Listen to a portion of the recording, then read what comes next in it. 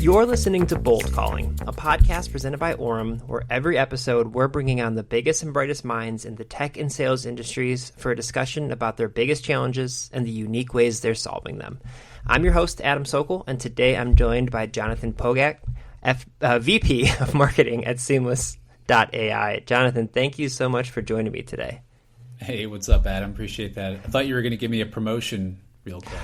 Yeah, I almost threw just like a senior on it. I don't know why. I was literally looking at the words that I was going to say, and I should have just made you like an SVP and said congratulations. They wanted me to let you know on this podcast that's not for your company, but you know, maybe that'll be that'll be the second iteration of this podcast. For people who maybe are joining in for the first time, just to let everybody know, we'll talk about Seamless and Jonathan's career a little bit first, and we'll get into the biggest stressors that he's trying to tackle and how he's trying to solve them, and then we'll have some fun at the end. So first things first, Jonathan, kind of walk our listeners through your career and how you got to be where you are at the moment. Cool. I started my career, it was actually inspired out of high school. So I went to a very small high school in New York, in North Salem, New York, shout out. And for the second half of the year, it was all internships.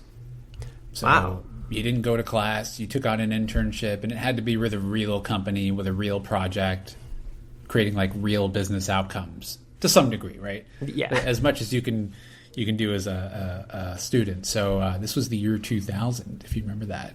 I do. Y2K was going on and everyone was freaking out. And at the time, I had a gateway computer at home. So at that time, I was like a computer whiz, or at least I thought I was. I thought I wanted to get into IT. So I took an internship with a direct marketing agency, and I was doing Y2K compliance, which sounded awesome at the time. But really, whatever it was just like updating 200 different machines with the correct date. So I met a lot of people there. I was just a kid, right? A student. Mm-hmm.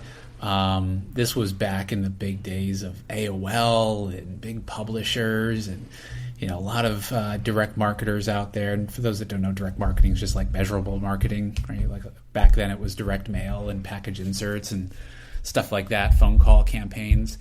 And I caught the bug. I saw a lot of people very successful and working with big brands that I recognize and I knew about. And from there, I decided, all right, maybe IT is not for me, but I want to be like these people.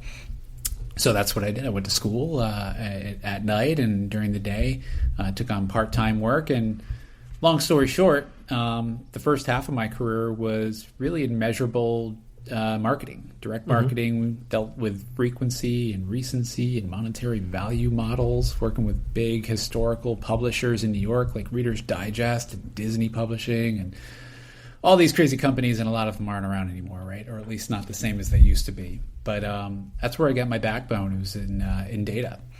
And I helped them start some of their first interactive marketing practices at the time, email before, right around canned spam, for those that remember that. Mobile marketing, when you used to call it mobile marketing. And from there, I just caught the bug. Ended up making a move out to Ohio. Worked for a digital marketing agency there, a few different digital marketing agencies. And in the last 5-6 years, caught the startup bug. Worked for a company out of Akron called Drips, founders of conversational texting, shout out. And then Seamless.AI, where I am today. Listen, as I told you before I started recording, I am born and raised and still in the Northeast Ohio area, so you can shout out this area as much as you want. This is a Ohio safe space here, so I appreciate that. There you go. A lot of good food in Ohio. I kind of miss it. Underrated food scene, I won't lie. We have a lot of pretty amazing chefs in this area, and I totally agree. But we'll save that for the Ohio podcast that maybe I'll launch someday. So tell people a little bit about Seamless AI and what you guys are doing, and it's obviously extremely fascinating and interesting for me as an Oremite, as we call ourselves here, because of what we do and how it kind of plays along really well with what you guys do. But for people who are unfamiliar, kind of talk about the Seamless AI, strategy and what you guys are doing for your prospects and your customers. Yeah, I'd love to. Since we're both in the space, right? A lot of people listening to this know that, you need two things, amongst some others, right? To be successful in sales and your go-to-market, you need workflow, you need data. Data powers workflow, and you can't empower data without workflow. So we are a real-time B2B data platform for anyone looking for email, cell phones, direct dials, sales insights, buyer intent, etc., to power your go-to-market engine.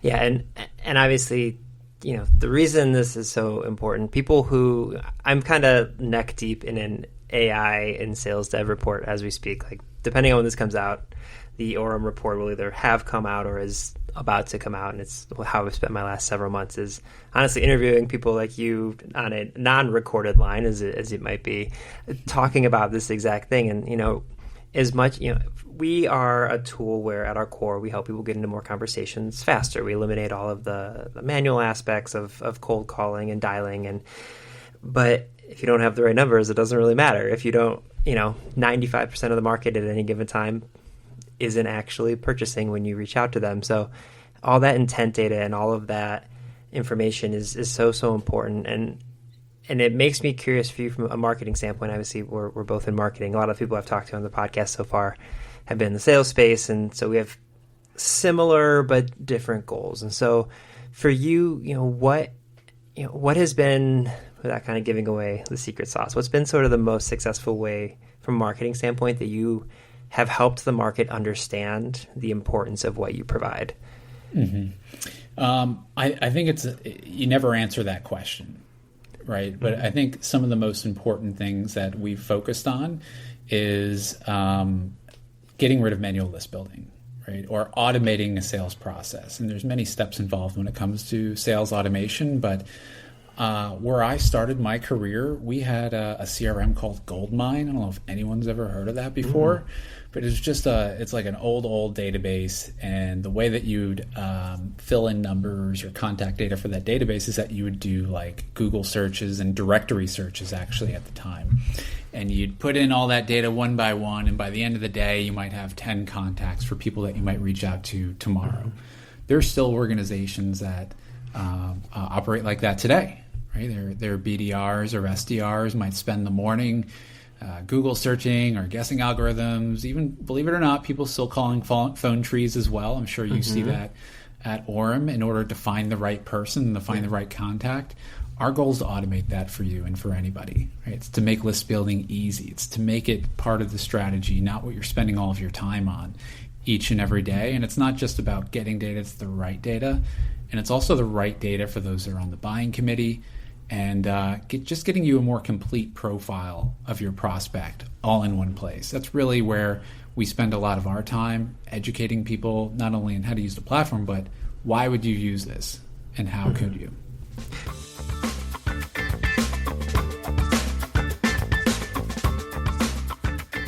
What is keeping you up at night? Like, what is stressing you out most about this whole process currently, and how are you working to resolve that big stress? I don't, I know this sounds like a cop-out. I don't really get stressed out. I love what I do. I know a lot of people like that too. And I find challenges to be big opportunities, and I love solving big challenges and seeing the results of those, whether it's a success or not. I think the big challenge today is it's about right place, right time. Right? Where are people spending their time? How are they making decisions? And then are they going to be the right decisions? How well informed are they? And are we leading that conversation, or are others doing it for us? The data space is very competitive. You ask anybody, and it's not so much why do you need data. It's more about who you're going to work with to get your data, how that plays into their workflow. Is it integrated? Do they need all-in-one? Do they not? It's always, are you doing the right thing? Are you meeting people where they're at? And are you providing enough value in return for their attention? Well, with that in mind, then, to tweak it slightly, for you, what do you see as the biggest opportunity at this moment? I think the biggest opportunity is in partnerships. At least if you were to ask me today, which you did, I'm going to say partnering. And it's not only just, that could be a very generic term. It's partnering with people, and it's partnering with companies. What we've all seen is user-generated content really take off within the last few years. I think the line is really blurred between B2B and B2C, and we're buying more and more from people every single day. And and then companies, of course, right? Are you aligned with a company that can help accelerate your go-to-market? I always like partnering with bigger companies that are a little bit bigger than us, but we share the same ideal client profile, and the relationship is generally pretty symbiotic, meaning they're bigger, right? Which means they might have more process or better reach, more of a bigger audience. They might not always have that, by the way, but let's say they do. And we have, we're generally a little bit smaller than some of these billion-dollar companies. We have speed, we have innovation, we have agility. We can execute quickly. A lot of companies I talk to in our space that we partner with sometimes, they need a quarter in advance to plan. Yeah. We'll hit the ground running this afternoon, right? Yeah. So they really like that about us, and I really appreciate and enjoy like the maturity of some of their processes, and of course tapping into their network, of course. Yeah, I was laughing because I feel like we're in similar situations. Orem is technically a startup still, and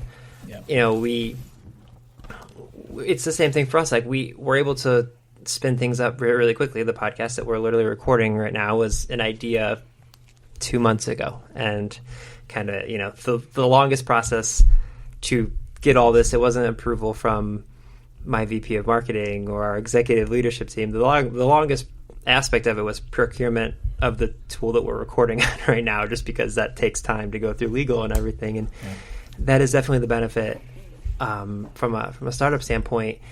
I will say we, from a marketing team, we're very fortunate, and I'm guessing you guys might be in the same space, is like the people that we can get in front of and explain to them the value of Orem, of being able to have more conversations. Like when we can get in front of people and explain it, they get it. They're like, oh yeah, of course we want to build more pipeline. Our challenge is, from a budgetary standpoint, we're a smaller company, and so it's making those, those selections of where we want to be and how we want to get in front of people. And for you, how are you evaluating? You mentioned at the beginning of this conversation, you're a big fan of data. How are you evaluating where you can best get in front of prospects to maximize the message that you can get out into the market? Mm-hmm.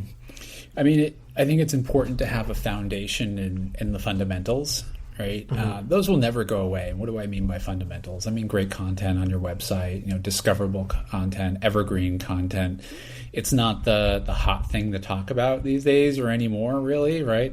There are other things, but those are like your mutual fund investments, right? They're going to compound over time. They're going to build interest. You're going to start lining your pockets, and it's going to be pretty quiet, right? It's not going to be like crypto, which just spikes up one day and all of a sudden you're rich. Those efforts will pay off, but it takes patience and it takes a little bit of time. It's a little science. It's a little, math. But I think you need to have those things going, and you need to have some budget. And when I say budget, time could be budget, right? It doesn't need to mean you need to spend money. You need to have budget for experimenting, right? And an experiment could be a new event you'd never heard of before. An experiment could be an industry you haven't tapped in before. It could be a newsletter sponsorship. It could be working together with, a great brand in B2B, going to market together on a co-promoted webinar, right? Could be any of those things, but I do think you need to constantly have kind of this innovation pipeline of things that you're trying that are easy to test, that you can get out of very easily as well, right? Or you can scale. And that's really what it comes down to, in my opinion. I want to dig a little bit deeper in this. I have found that anytime I've had a marketer on this podcast, it turns into almost like therapy for me, so I apologize. But I want to ask you about that you mentioned, like, keeping that time or budgeted time for innovation, and for me, a word that I'm always using from a marketing standpoint is triage. So, I do all of the content here at Orem, and I'm constantly triaging. Like you said, no one wants to the majority of people don't want to excitedly talk about SEO writing until you show your leadership how many keywords you're literally in first place for on those search results. And and so we spend a lot of time doing that, but I spend a lot of time doing what we're doing right now and larger things. And like for me, I admit it is a challenge for me to continuously keep space to innovate and be willing to experiment in things. So for you, how do you triage like knowing the tried and true what's working versus giving yourself and your team that freedom to fail if that's what happens, but to keep experimenting? How do you ensure you're budgeting that? You have to make it a priority, right? If you don't measure it, it doesn't get done, right? So you have to make it whatever that it means to you, right? A KPI, an OKR, a weekly check-in. It has to be something that you are measuring you or your team's performance on. It could just be on yourself, right? And you're accountable to whoever you report up to, whether it's your CEO or VP or director or whatever it is it's just making it a priority. So it's a promise to yourself. It's a promise to your organization. By the end of this month, I'm going to do this thing specifically. Always use SMART goals. I'm going to do this thing specifically, and it's going to be done by this time. This is what we can expect from it. And if we don't expect it, then it's not going to hurt that much, because here's the downside. You just have to do those things. Not everything's going to be a big win. Yeah. And as you start growing, I'm sure you've seen this too. Those big lightning strike wins, they're few and far in between, right? What you want is those little wins to start adding up, right? You want to compound them together and go, okay, keep that thing going. Now let's try a new thing. Yeah, that's such a good point. It is really this combination. Our VP of sales likes to say shavings make a pile. He's talking about all the little small wins that we can get as an organization, but then also when we see a whale, enterprise account come through, we also know that is also part of that huge pile. And I totally hear you. Like I said, we've done some SEO work that we're really proud of in the last month, and then we've also did a brand campaign at the beginning of this year called Sell Yeah that unexpectedly kind of took off in the market, and people loved the swag and the messaging of it, and it was really fun to see. And we also say brand is demand here, and I love that our sales team also believes that, and it's nice for us to be able to play in some spaces. And that's probably the thing that we're most proud of, is like from a creativity standpoint. And you can paint with a broad brush here. You don't need to name names, but is there an experiment that you're most proud of that you guys have done since you've been there at Seamless that has been oh yeah, we tried this thing and it was either a lot of fun and really kind of caught on, or it was just much more successful than you thought it would be? Is there one that comes to mind? We're always experimenting. Let's see what I can do here. I'll say there was an event that we did, that was a year and a half ago already, in 2022, that went really, really well for us. And what I mean by experiment is, for the first time, we thought, okay, we're going to go all in and be a headline sponsor. Right? We're going to be the headline. That's it. We're paying for the top billing. The conference is run by Jeb Blunt, who's awesome, by the way. One of the best salespeople I've ever spoke with. I'm sure a billion people will share the same. But it was a great opportunity for us to own the space. So we got 1,200 square feet, and we had a podcast booth in there. We hired a barista that did little custom logos. We had a huge booth and TVs and branded everything, and had our books from our CEO all over the place. We had a keynote. It was crazy, right? And our board was like, why are you spending so much money on this? Conferences don't work. Events don't work. People don't go to those anymore, right? So while this is not the most exciting case study, what I learned, what we learned from it is, if you go all in on an initiative and you've got some scent of interest that this can play out, right? The back of the envelope math plays out. And here's what the back of the envelope math was for us. It's a conference of about 1,000 sales leaders, okay, in multiple industries that aligned with ours. So it's check. We get to make an impact. And what do I mean by impact? And I think a lot of startups will benefit from this and probably feel the same way, is you feel bigger than you actually are based on your presence. So we had the opportunity to have an elevated presence. We keynoted in front of everybody, and it was a huge success. We did some silly things too, we bought at the end of the conference. When you're in a convention center, conference food, rubber chicken, it just gets tired by the last day. So we literally bought everybody Chick-fil-A sandwiches without anyone knowing. And we had a table as they were leaving just filled with these Chick-fil-A sandwiches. And we were just tossing them out. And, at the end of the day, people remembered us. They had a great experience with us. We provided a lot of value. And we made money, which is everything you want. It's everything you want. Yeah, I love that. We just recently, we brought on a person, we needed a new events marketer, but we specifically, the title is Experiences Manager. And I love that our demand gen director thought of it this way, because the person we brought on is creating exactly that. And to your point, like, even she's only been here a couple months, and her name's Emily. I'll shout her out, please. Whoever's listening to this, don't poach her, because we adore her so much. But she, her first event she did was this really small space, and we were trying to like, okay, how can we be bigger than we are? And again, we specialize in things around the phone. So she got like an old timey like London phone booth that you would like recognize anywhere, and she bought these yellow like old cordless phones. I'm holding up a fake phone to my ear for everyone who's listening and not watching this podcast. She bought these like bright yellow cordless or corded phones like you used to see when we were kids, and they were branded as Orem, and then she would just like have people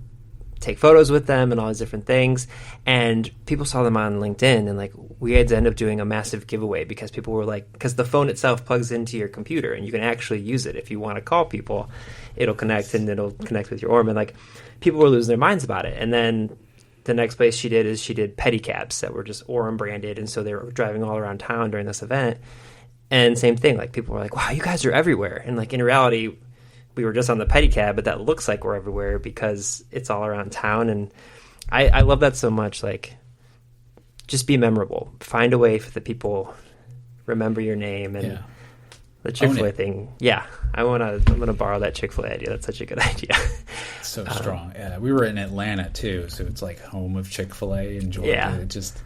It was just perfect. But I mean, I think a good takeaway, even just from your story, is like own the situation you're in. And that could just be a phone call and leaving a great impression with the person you're on the phone with. It could be your website. It could be a blog post. It could be an event, right? I know people listening to this are going to be like, oh, wow, he sponsored an event. Real big risk-taking there, Pogact, right? It's not so much the event was a big risk or it's a risk at all. It's just more so about making the most out of your time, right? Being the most memorable you can possibly be, either as an individual and a brand. Ideally both. Yeah. I love that. I mean, we had a coffee and margarita station, not at the same time. Coffee in the morning, margaritas after the show, and it said pour 'em with Orem. Like, just like, we're big on puns. Nice. Yeah, we're doing a dinosaur one coming up that says roar 'em with Orem. Like, it's just like finding ways to, like I said, make people remember you.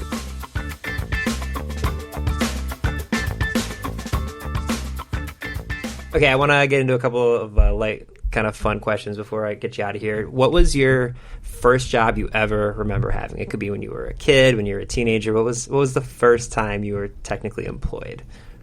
First job, favorite job. So I lived in New York. That's where I was born and raised. And in New York, you can get your working papers at 14. So I worked a seasonal job at Toys R Us, and my job was to pick up toys that fell off the shelves and put them back on. Basically, make everything look the way it should look during the Christmas holiday, right? Which is like a disaster. Yeah. But that was my first job. It's amazing. I'm thinking about all of those like very cheesy things you see on LinkedIn. Like, here's what so-and-so taught me about SaaS sales. Like, I feel like you could do a really good one on that. That could be good. Yeah. Here's what Toys R Us taught me about a career in B2B. Yeah, I love it. Again, you don't have to name names on this one, but what's the worst job you've ever had? Again, you can paint with broad strokes here to not throw someone under the bus. I feel like such a cop-out. I really haven't had a bad job. No, I don't think I have. I'm gearing over here. I haven't had a bad job. I've been really fortunate. I think a lot of it's just luck, right? You get lucky, working with the right people at the right time. I'd say babysitting when I was young. That's fair. Even that I enjoyed. So I'm sorry, I'm a bad guest. I have not had the quintessential bad job or nightmare boss or anything like that. No, it's okay. Listen, you've lived a charmed life. That's a good thing. You know, that's wonderful. Lucky. Yeah. I'll consider myself lucky. Yeah. Do you have a favorite app you use for productivity, like something that helps you be more efficient in your workday? Ooh, big fan of Monday.com and big fan, controversial, of Slack. I know some people are a little anti-Slack. I love Slack. I love Slack workflows. I love organizing my Slack. I'm a big nerd. But those two. You're the second person who has said Slack, and I harbor no ill will. I love Slack. We here at Orem, before we got Slack, I had two other organizations that I worked at that did use Slack, and then we used a different messaging tool that was terrible, and I will not call it out, but I was so happy when we got Slack, and everyone else was like, this is so tough. And I was like, give it a minute. You will love it. So no shade there. Do you have a favorite app just for enjoyment? Whether it's Instagram, TikTok, could be Angry Birds. Is there something you use on your phone just like for fun? I'd have to take a quick look, but I think I'm pretty guilty of doom scrolling on Reels, Shorts, and TikTok. I get them all. They're all the same to me now. Yeah. I lose track of which app I'm on, but right now I'm on, what's his name? Dan the Hoof Guy? I don't know. It's a guy that trims. Oh my God. I know exactly what you're talking about. I'm all about it. I need to watch every episode and probably watch a few over and over again, as well as 2024 Limp Bizkit live concerts. I didn't have that on my bingo board for today, but I love it. Do you have an ideal work day?